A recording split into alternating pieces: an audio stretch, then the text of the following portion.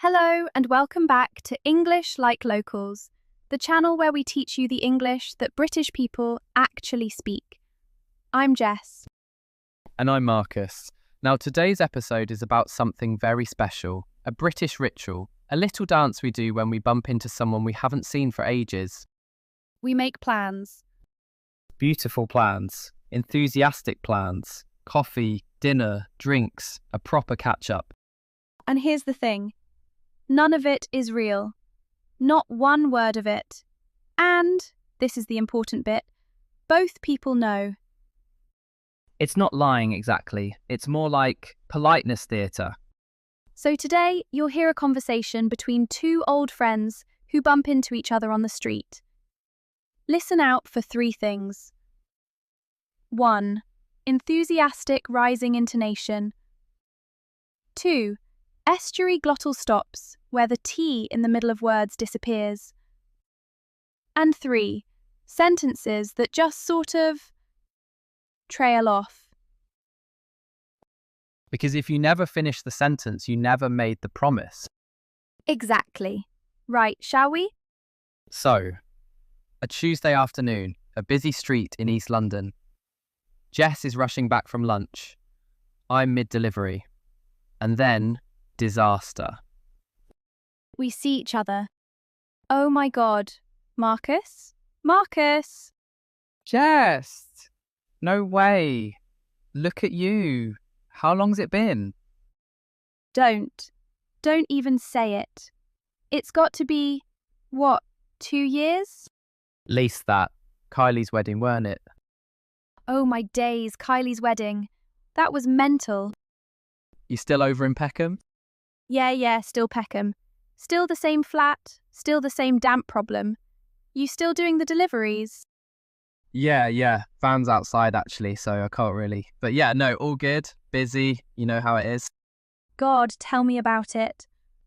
Work's been absolutely manic.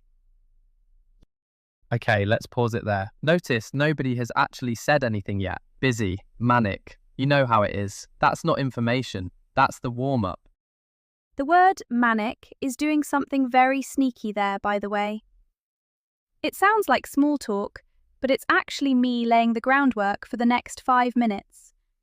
Because if my life is manic, I can't possibly be expected to meet up with anyone, can I? She's building her alibi in advance. Watch what happens next. Honestly, it's so good to see you though. We should grab a coffee. Yes, 100%. There's that new place by the station. Yeah. Oh, I've been meaning to try it. It's meant to be really good. We should definitely do that then. Right, translation time. We should grab a coffee. Translation? There is no coffee. There will never be a coffee. The coffee exists in a parallel universe where we are both better people. Note the grammar. We should grab a coffee. Not let's grab a coffee on Thursday at 2. Should is the magic word. It expresses a lovely idea while committing to absolutely nothing. It's the difference between admiring a gym and joining one. And definitely.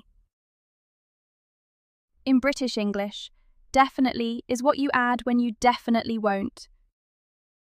The more certain the word, the less certain the plan. Maybe might actually happen. Definitely, never. Now watch, because once the first empty promise is out, you can't just stop. Oh no, now we have to escalate.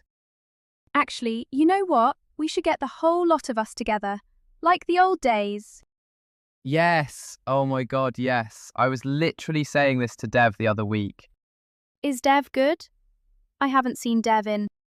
Dev's great, yeah. We should do a whole thing. Dinner or drinks or something. Let's do something soon, yeah? Like properly soon. No, definitely. Before the summer's out. Oh, easily before the summer's out. Okay, let's do something soon. Let's take that apart because every single word is lying. We won't. Do something. Nothing will be done. Notice that something is never named. No restaurant, no activity, no postcode. A plan with no details isn't a plan. It's a mood. And soon? Soon is not a time. You cannot put soon in a calendar. That's exactly why we chose it. Then did you catch before the summer's out? That sounds like a deadline, doesn't it? It's not. It's a poetic way of saying at an unspecified point before a season ends. And when the summer does end, nobody will mention it. The deadline quietly dies and we never speak of it again. British planning. All of the warmth, none of the logistics. Now, sometimes one person makes a terrible mistake. They try to make the plan real. Watch how Jess handles this. This is advanced level escaping. Actually, what about next weekend? I'm off Saturday. Oh, next weekend. Do you know what? I think we might have a thing. Oh, no worries, no worries. Let me have a look at my diary and I'll get back to you. Yeah, no rush. Whenever. It's just the work's been so manic at the moment. I don't want to say yes and then let you down. No, course. Well, the offer's there.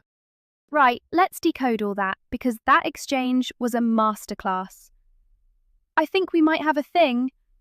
What thing? There is no thing. A thing is the emergency exit of British scheduling. It cannot be questioned because it has no details to question. Let me have a look at my diary. She will not look at the diary. There may not even be a diary. The diary is a mythical object that exists only to absorb unwanted invitations. And notice my little moral upgrade at the end. I don't want to say yes and then let you down. I've just refused an invitation and somehow made it sound like an act of kindness. That's the British move. The no is dressed up as consideration. And my reply, the offer's there, that's me releasing her from the plan entirely. Translation, I know, it's fine. We both tried. Honour is satisfied. Nobody lost face. Nothing was agreed. Everyone wins. Right, this next bit is the important. So, if you're new here, this is the grand finale of every British street encounter, the escape. Both people want to leave. Neither person can say, I want to leave. So instead, this happens. Anyway, look, I'd love to stand here chatting all day. No, same. I've got the van, so... But honestly, so lovely to see you. You too. This has made my day, this has. Right, I must dash, but I'll text you. Yes, text me. We'll sort a date. Definitely. Definitely.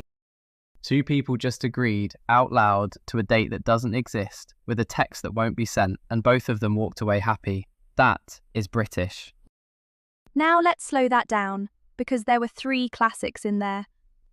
Lovely to see you. This part, weirdly, is true. It was lovely. For 90 seconds. Once. A year from now, we'll do it again. And it'll be lovely then too. I must dash. I stopped wanting to be in this conversation 45 seconds ago, and I've only just found the exit. And I'll text you. I will not text you. You will not text me. We will both think about texting, feel warm about it, and then not do it. And here's the beautiful part.